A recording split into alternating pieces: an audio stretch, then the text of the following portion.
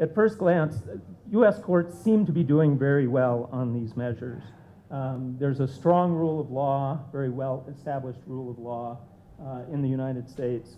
Most courts, both at the federal and state level, have very clear rules and procedures that they follow that are publicly available and known to all. There's a very strong right to open public trials and hearings in the United States. There's also a very strong presumption of access to courts and to court records by the press and by members of the public. And finally, the U.S., for the most part, has a very well-established and well-functioning jury system for citizen participation in judging cases. So the judiciary in the U.S., at least on the surface, seems to be doing pretty well applying these principles of open judiciary. And yet, as with so many things, the story is not quite so simple. And in fact, the reality of what millions and millions of citizens in the U.S. experience when they interact with the judiciary falls far short of these principles and of this bright promise. Instead, millions of people face a very complex, intimidating, and confusing justice system without a lawyer to assist them or without a lawyer to represent them.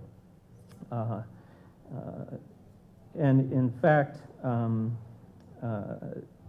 millions then receive far less access to the courts, access to justice than they would truly receive if an actual open judiciary was completely in place.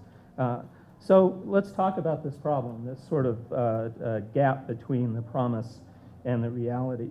So in the United States, the right to a free appointed lawyer is available only in serious criminal cases and a handful of other cases.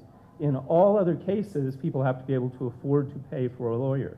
And for millions and millions of poor citizens, they're simply unable to do so in many of the cases in which they interact with the judiciary.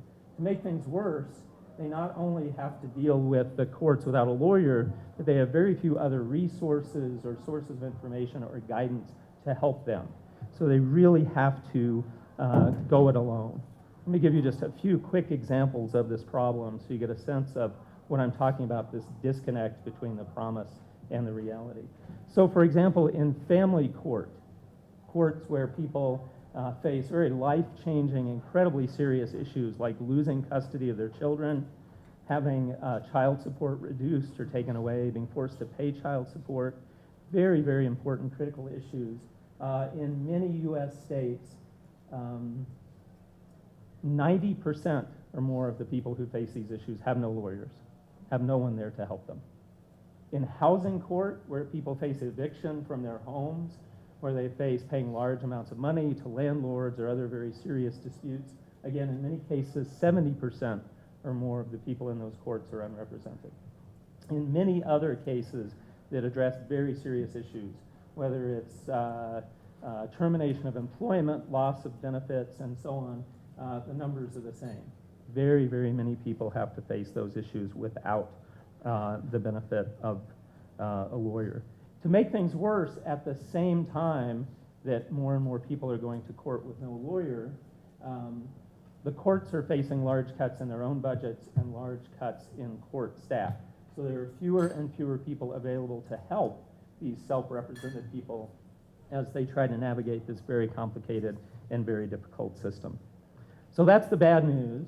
The good news is there are many initiatives and efforts underway in the U.S. to try to address this problem, far more than I can talk about. I want to just sketch out and list some for you, and then we can talk in a little more detail afterward in the questions if you want to. So I've separated these out a bit. First,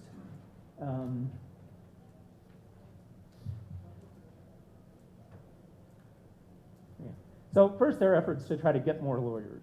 So a lot of things being done to try to get more lawyers to volunteer their time, pro bono efforts, and so on.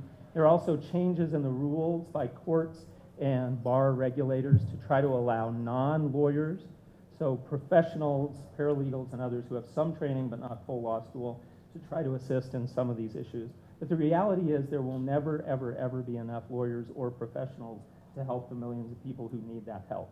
So there are a lot of efforts to try to help people navigate the court system on their own. So just a few of those. Some of these involve technology. Those are the ones I'm most interested in. Many of them don't involve technology. So let's talk about the non-tech ones first. Many states have access to justice commissions where the judiciary collaborates with bar associations, academics, technologists, and others to try to find solutions to these problems. Many courts are pursuing better training for judges and court staff so that they can better understand the needs of self-represented people and better address those needs.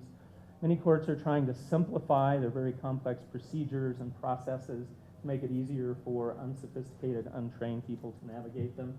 Courts are opening self-help centers, and they're also trying to involve librarians in this process. Technology represents another important dimension of trying to help people. Here's a list of a bunch of different categories of technology-assisted access to justice help. I don't have time to talk about any of these in detail. Let me just highlight two before I wrap up and move on. One is simply good websites. It sounds simple that a court would have good websites. In reality, it's incredibly hard to do it and get it right.